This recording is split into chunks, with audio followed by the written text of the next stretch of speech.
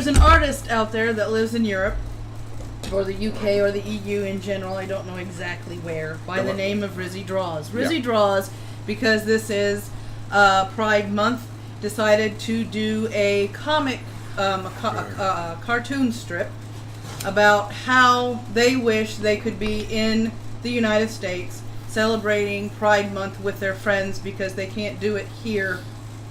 And I'm not talking about drama, Jacob, because he couldn't do it in the country of his residence. Well, apparently somebody took offense to this, found out where exactly in Europe he lived, and threatened to report him to the police, among other incidents that happened toward Rizzy. Rizzy then decided that upon imminent seizure of himself and possibly his computer, yep, I'm getting to that, he drank household chemicals which put him in the hospital. Yeah, he was in very bad condition the other day, yes. But according to Panina, he is stable and expected to make a full recovery. Yeah, according so that is good. According to the latest out of it, I'm going to pull this tweet up because this person has been keeping abreast of this situation, so I got to give props to Cal Arts and Pandas. And I am going to put the link to this tweet chain in here. This person was keeping up with everything that was going on in the in the situation with Rizzy. And the kidneys can heal, they say, if he drinks water, stays away from sodas, coffees, or anything heavy. They're still keeping an eye on his liver. It's being monitored for possible failure, but as Panina says, it's expected to make a full recovery. The digestive tract has gone through a purge. Hi, Casual Callie, how you doing this morning? Hey, Draconith. So I'm still keeping an eye on it. Yeah, I don't think it was a religion of peace. I think it was one of the regressive lefts who was an apologist for said religion of peace. But we are going to be keeping an eye on that. I am going to be keeping an eye on Cal Arts and Panda's Twitter. And as I get updated, I will update you. And that is the Twitter link for that person who has been on top of it over the weekend. Also over the weekend we did a poll. Panina and I got together and we decided that a tabletop gaming session would be kind of fun to stream. And we think that either one of us could have done it because of the way we can keep people's attention and how we entertain people and stuff. The problem was, Ian Miles made an update. Okay, the problem is Panina wanted to run Dungeons & Dragons 5th edition and I wanted to run Shadowrun 3rd edition. So the only way to resolve this was to take it to Twitter for a poll. I did the poll for 48 hours. And the results are in. 45% wanted D&D 5th edition, 55% wanted Shadowrun 3rd edition. So it looks like you need to keep your eyes out for any updates as to the first live stream event for Shadowrun 3rd edition tabletop game. So that is going to happen. I also asked for input and advice on how people thought of a new idea of a new upload format for YouTube and BitChute in regards to the morning show streams, because sometimes these streams can run long with what we do for our pre-show. The opening you see here where we talk to you and talk about what happened during, the previous day after the show.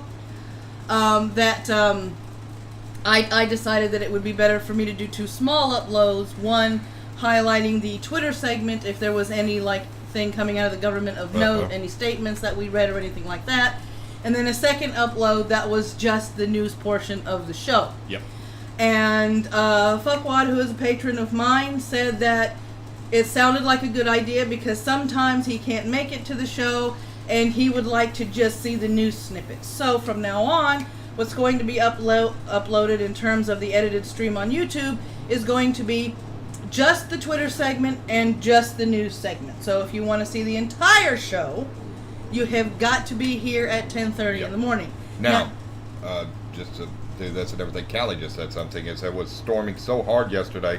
The power was out half the day and night. Came on for 20 minutes, then went back out flash flood warnings and tornado watches, and then there's debris on every street. Wow. So, I'm not sure if it's going to be that way for you again today, Callie, and everything. So, keep your eyes and ears out, Yeah, and be let us careful. know if there's anything like that expected for today. And do be careful. Please be careful, Callie. We love you hanging out in our coffee club chat. Can't have we don't get an an overload of cancer and everything without Cassie. Or the memes in her meme farm that she keeps adding to every now and again. Callie is one of our most loved people that hang out in our coffee club in our Discord in the morning. She has this love for farming memes to the point where she has her own channel in my Discord that is called Callie's Meme Farm. Yes. So if you're ever in the Discord and you're curious as to what that is, let me warn you, it's got everything from the funny to Rule 34. Yep. So, and if those of you that, are familiar with the internet but not the rules of the internet, rule number 34 is, if there is a portion of it, the internet has it, or That's something right. along And those Callie lines. could probably find it. And Callie could probably find it. She was trapped Between in the her RV for and- 5 minutes because it was storming so hard and I just wanted to charge my computer. Wow. Yeah, you got to be careful in an RV. Those things are top heavy. They can blow over sitting still. Yeah, they can. I prefer Rule 63. And what is Rule 63, Mezzo? 'Cause I'm not familiar with that one. Yeah, tell me. What is Rule 63? I'm sure. Oh, give me. Rule 69. Morning, Who Flung Poo. Welcome to the chat. Who flung poo? All right. It was him. He did it. He did it. He admitted it. Yep, he did it. All right. So the first tweet this morning is, here are 7 interesting ways that World War I still impacts today's U.S. Army, and we're going to read some of those today on the off their website. Let me find it. Let me click on the right tab and let me get this thing started. Let me see here. I would love to read this. Yep. This is right up my alley. All right, cool. I will let you take it away then. All right. 7 ways World War I still impacts today's Army. Washington. 100 years after the U.S. entry into World War I, many of the logistics and strategies developed during that era still have an impact on Army operations today, including the use of division as a standalone unit, the employment of tactical armored vehicles, and the use of aircraft on the battlefield. Here are 7 ways that the First World War still influences the Army today. Air power. The major European armies possessed airplanes prior to August 1914, but no one believed they would play a major role during World War I. As with most technological advances of wartime, military aircraft proved to be a more vital tool in the war than anyone originally envisioned. By mid-1915, European combatants sought to produce a new generation of superior warplanes every year. Aircraft development in the United States, however, remained stagnant because of limited funding and the Wright brothers' efforts to monopolize the U.S. aviation industry, which they nearly did. Mm-hmm. The American Expeditionary Forces Air Service was airborne over the Western Front in early 1918 using French and British planes. The American pilots faced experienced opponents that were equipped with the most capable combat aircraft at that time, underscoring the necessity for American forces to develop capable air resources of their own. Today, an entire military service, the Air Force, is dedicated to air power. Chemical weapons. Extensive chemical mustard gas. Yeah. Extensive chemical operations had been in place from the Western Front since April 1915 using Phosgene. chlorine and mustard gas. Although the German army was the first to use chemicals, all nations were soon using chemical weapons. Ouch. Yes, this is one of the reasons why the agreement to never use chemical weapons in modern warfare was the deaths were horrific. Yeah. Especially using chlorine and Mustard, phosgene and everything. It's a phosphorus, right? It has a phosphorus base to it, and we know how bad phosphorus is. And then mustard gas. Mustard gas is horrible. Yeah. The United States, however, entered the war unprepared for this particular weapon. The U.S. Army and Marine Corps had to rely on French and British expertise for chemical training, doctrine, and material. The Army eventually established a separate chemical warfare service to coordinate the offensive, defensive, and supply problems inherent in chemical weapons. Gas was responsible for over a quarter of all American Expeditionary Force casualties. While the U.S. military and most militaries no longer use chemical weapons in warfare in accordance with the Geneva Protocol, the Army's modern No. Thank you, Coupon Poop. And let me see. And he has added to us, enjoying AM coffee with a delicious Reese's creamer. Oh, we have a jelly. I also recommend Bailey's Vanilla Bro with no sugar. Brown with with sugar. Oh, yes. Oh, that sounds good. Yeah, it does. That it does, sounds it does. real good. All right. Back. All right.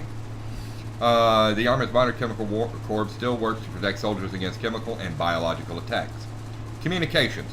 Electronic communication made tremendous advances during World War I using transoceanic telegraph wires. American forces in Europe were able to maintain communication with their leaders back home. American Signal Corps soldiers built a large-scale communications network in France that included telephone and telegraph lines in combat zones. Telephone lines ran from divisional headquarters to the battalion level and also between battalions. The Signal Corps used both earth telegraphy and field telephone. Radio enabled air-to-air and air-to-ground communications for the first time. While much of this technology was initially limited, it created the first real-time communication network within a combat zone. Divisions. With the Army Service Regulations of 1914, the Army established the division as a self-contained unit made up of all necessary arms and services and complete in itself with every requirement for independent action incident to its operations. The National Defense Act of 1916 called for a permanent division headquarters in the regular Army and National Guard. The summer of 1917 saw the creation of the first of these divisions in response to the U.S. declaration of war in April of that year. An American division in the First World War was organized in a square formation consisting of 2 brigades, each with 2 infantry regiments and additional units, engineers, artillery, and signal, that the division needed to operate independently. By Armistice Day, November 18th, the Army had fielded 63 infantry divisions, 43 of which had deployed to Europe. Paperwork. Oh, the paper trail. During World War I, the Signal Corps undertook the mission to photograph military operations and collect photographs that would support a pictorial history of the war. In the AEF, the Signal Corps took about 35,000 still images and 900,000 feet of moving picture film. Woo! Jesus Christ! That's a lot of film! Miles upon miles of it. It's over 100 miles. That's nearly 200 miles of Jesus Christ. Okay. The Signal Corps also served as the only archival repository for film images taken in France and developed films and plates in Signal Corps facilities. Between Army and civilians, over 400,000 images came out of the war. The Army War College became the home of this photographic archive in 1919. The G system. Hey, G-Man. G-Man. The American Expeditionary Forces General Headquarters for the first time to implement what is now known as the G system in terms of its staff structure. The AEF General Staff was led by Chief of Staff and divided into 5 sections. The sections were given specific G designations: G1 for admin, G2 for intelligence, G3 for operations, G4 for coordination, G5 for training. The system was disseminated throughout the AEF and later incorporated into the U.S. Army General Staff in the early 1920s. It has remained the basis for the Army staff structure since that time and has the model for the J system for joint forces and the F system for staffs below the division level. And here's a little bit of trivia. This particular system is used in civilian government work as well for the different USDA use it. Yeah, no, well the Census Bureau and those types of offices use it too for pay grades. Yeah, the pay grades for the guys that worked USDA. GS5. Yep. That's it. Tanks a lot. Tanks for the memory. Ah, never mind. Oh. I'm sorry, it just popped in there. After 2 years of stalemate on the Western Front, the Allies started searching for technological solutions to break the deadlock. France and Britain independently began producing an armored chassis on Caterpillar tracks, heavy equipment, armed with a cannon and machine guns that could break through German defensive lines. The British initially used a small number of these vehicles with limited results in September 1916. The Germans developed countermeasures in time to blunt the first use of massed armor by the French in April 1917. Although these early tanks were mechanically unreliable, demand for additional vehicles remained high. Neither the French, American, nor British industry could supply vehicles in large numbers. Only a limited number of tanks were available for Americans to use late 1918. The armor branch was eventually created in 1940 to oversee this vital component of Army equipment. Armored vehicles remain a central part of the Army today. Yep, and Callie wanted to know if you were ever in the Army. So I'll let you elaborate on that. I have never served in the U.S. Armed Forces whatsoever. Never Not that you served. didn't want to. No, never served officially. I did some civvy work, training side and everything, for a short while because of my knowledge of firearms. Ah, okay. Range training, helping teach people how not to shoot themselves in the foot. Right. I have been on multiple military bases because of it, and I was actually able to go to Langley for 3 months at one time and everything, and help a group out at Langley. That's only because I actually met somebody. Oh, okay. This was during the time and everything where people could still bring in civvies and everything, if they had a decent background. I actually have a really good, a really high government clearance and everything that I got when I was working out at the airport and everything. I worked on the international side, and there were planes scheduled to come in. I've actually worked the turnaround work for Air Force One, the Vice President's plane, wow. And I worked the Emperor of Japan's plane and actually got to bow before him. Wow, that's cool. Yeah. And for all that hard work, I got a free trip to Japan once. all on Japan Airlines ticket and everything, yep. which was pretty good. NASA wants you to kick back, relax, and enjoy summer with the NASA Movie Night. Here are 10 space videos that you might want to check out. From watching two galaxies collide to learning the secrets of the red planet in 60-second chunks, put on your comfy clothes and watch them all. And here is the link to that tweet. So I figured you guys. That's basically Ed Callie and everything. I was fortunate enough to go to during my high school years and everything. I met a. He's not that old, Mariel. No. No, I'm not. Maddie's father is a Vietnam vet and everything. I've known several Vietnam vets and everything. I have two uncles and everything that were veterans and everything. Both of them were Navy during Vietnam. During high school, all during high school, I took ROTC, which was broken up for me. Since I was blowing through everything real fast, I ended up taking junior ROTC, and then there was a small number of us that were also taking senior ROTC as an elective, and our commanding officer was a retired sergeant major. And, he was semi-retired because he still spent his summers at Fort Benning here in Georgia, and during the summertime, for a few summers, I went down to Benning with him and spent the entirety of my summer vacation on Fort Benning, running around with a bunch of crazy-ass Rangers, watching them do absolutely goofy stuff, getting in trouble. Some of the things these guys get in trouble for on base is very preventable and absolutely hilarious because it don't matter how many classes come through. They still think that they're going to get away with some of the bullshit that they pull. All right, for Draconith and all the others that are wondering about Merlin. Merlin, many years ago, sustained a back injury, and that led to 2 back surgeries. That didn't go very well because there's always a percentage that those will not be successful. Since then, he has been fighting with chronic pain.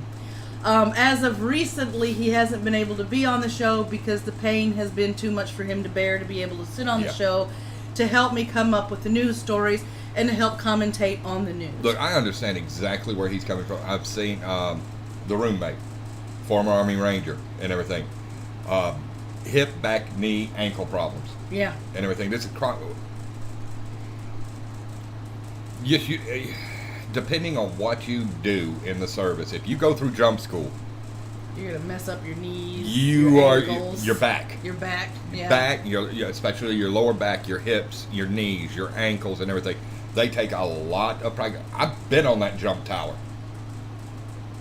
Yeah. You know, it was part of it and everything when he was introducing me that whole first summer and everything. You know, if you want to know what it's like to be in the military, this is what it's like. Yeah. You get up at 4:30 in the morning. You are doing you are doing PT. You do a little bit of PT.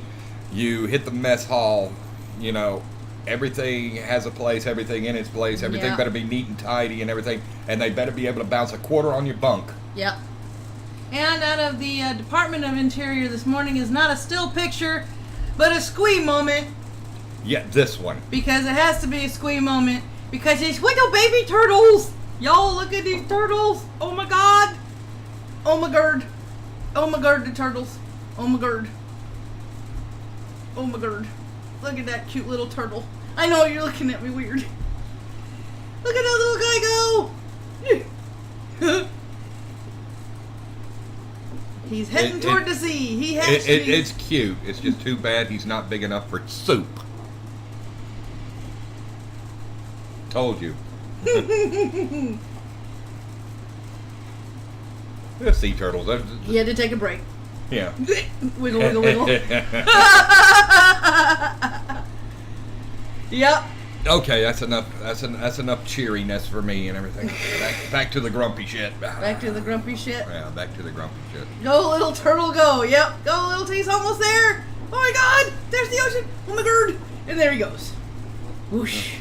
Into the water for his life as a sea turtle. I am hungry.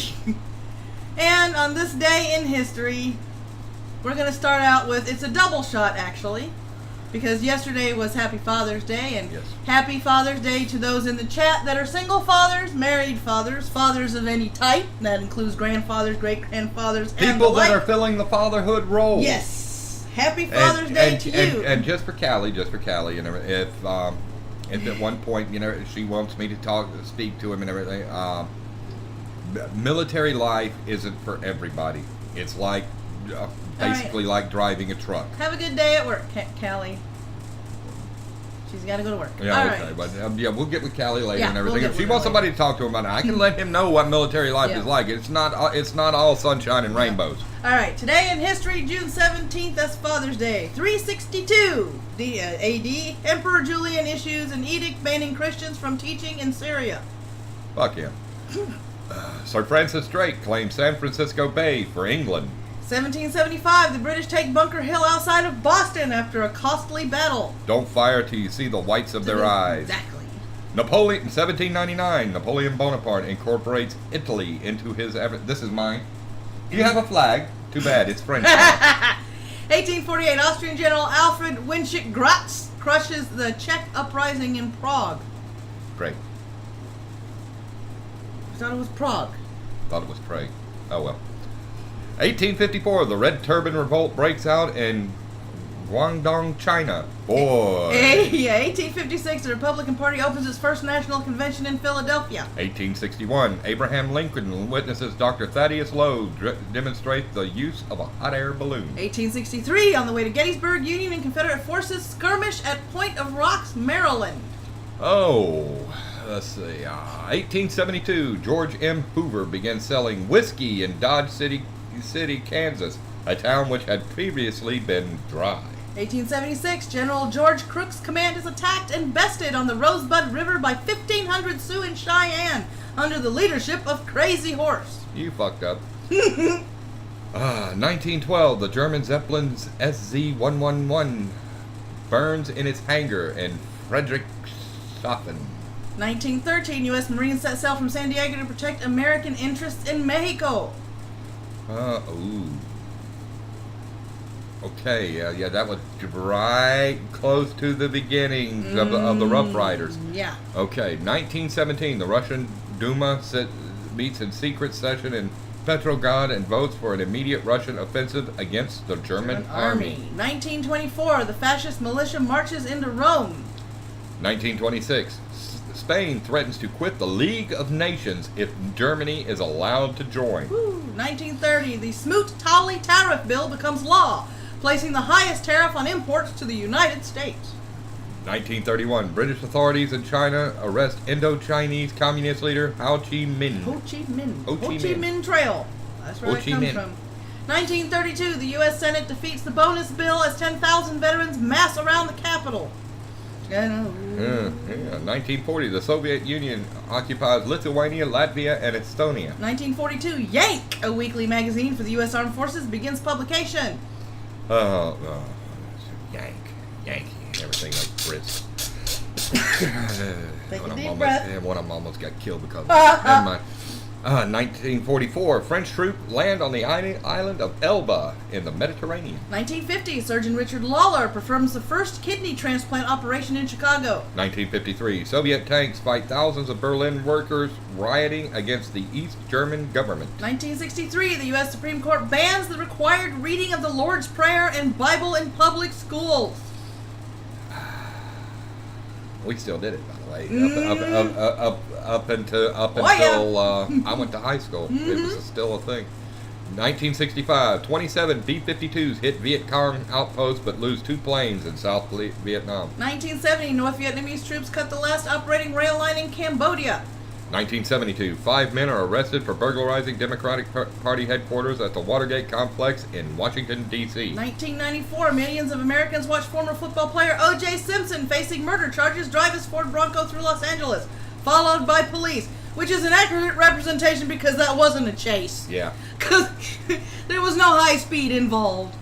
And if you were born on June 17th, you share a birthday with Edward I Longshanks of King of England, who was born in 1239. The infamous king of the Braveheart movie.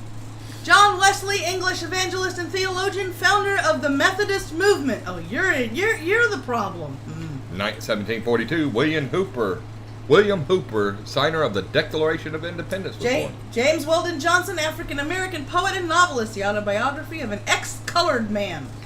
1880, Carl van Vechten, a writer, was born. Igor Stravinsky, Russian-born U.S. composer, Rite of Spring and the Firebird. 1914, John Hershey, novelist and journalist of Men on Bataan and Hiroshima. Rod Paget, poet.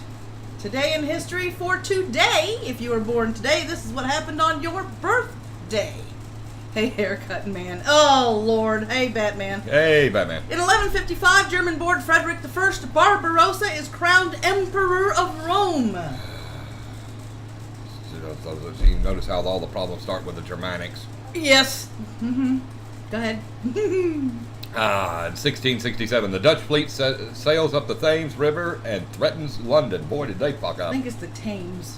Well, Thames. Yeah, I think it is the Thames. 1778, British troops evacuate Philadelphia. We got to get out of here. 1812. The War of 1812 begins. No. When the United States declares war against Great Britain. 1815, at the Battle of Waterloo, Napoleon Bonaparte is defeated by an international army under the Duke of Wellington. In 1863, after repeated attacks of insubordination, General Ulysses S. Grant relieves General John McClernand during the siege of Vicksburg. 1864, at Petersburg, Union General Ulysses S. Grant realizes the town can no longer be taken by assault and settles into a siege. 1873, Susan B. Anthony is fined $100 for attempting to vote for president. 1918, Allied forces on the Western Front begin their largest counterattack yet against the German army. 1928, Amelia Earhart becomes the first woman to cross the Atlantic by airplane. 1936, mobster Charles Lucky Luciano is found guilty on 62 counts of compulsory prostitution. But.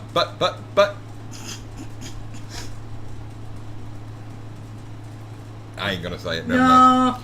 1942. The U.S. Navy commissions its first black officer, Harvard University medical student Bernard Whitfield Robinson. And our king of dad jokes says it's Thames. Okay. So it's on the Thames. On the Thames. 1945, organized resistance ends on the island of Mindanao. 1951, General. Nguyen. Yeah. You want me to read this one? Nguyen, yeah, ends his Red River campaign against the French in Indochina. 1953, South Korean President Syngman Rhee releases Korean non-repatriate POWs against the will of the United Nations. 1959, a federal court annuls the Arkansas laws allowing schools closing to prevent integration. 1966, Samuel Nabrick becomes the first African American to serve on the Atomic Energy Commission. 1979, President Jimmy Carter and Leonid Brezhnev signed the SALT II Pact to limit nuclear arms. 1983, Sally Ride becomes the first American woman in space. If you were born on June 18th, you share a birthday with Sir Thomas Overbury, English poet and courtier. You also share a birthday with Ivan Goncharov, Russian novelist. Henry K. Folger, American lawyer and businessman, co-founder of the Folger Shakespeare Library. See, I was hoping he was a coffee guy, but no. James Montgomery Flagg, American artist and author. Blanche Sweet, film actress. Gail Godwin, writer, The Perfectionist and The Southern Family. Paul McCartney, songwriter and singer, member of the Beatles. Chris Van Allsburg, children's author and illustrator, Jumanji and The Polar Express. Yep. And those are the birthdays in this day in history. Yep, those are the birthdays in this day in history. No, I'm not going to read it as Kim Jong-un. Hello, Patriarchy Bear. Good morning. And for those of you that are waiting for me to say something about the other thing that I saw on the Twitter yesterday, shame on every fucking politician that decided to continually whine with the hashtag Father's Day about the separation of illegal aliens in this country. Shame the fuck on you. It was a day to celebrate fathers, not to hear your fucking whinging, bitching, and moaning. We can only read what's on our list, sweetie.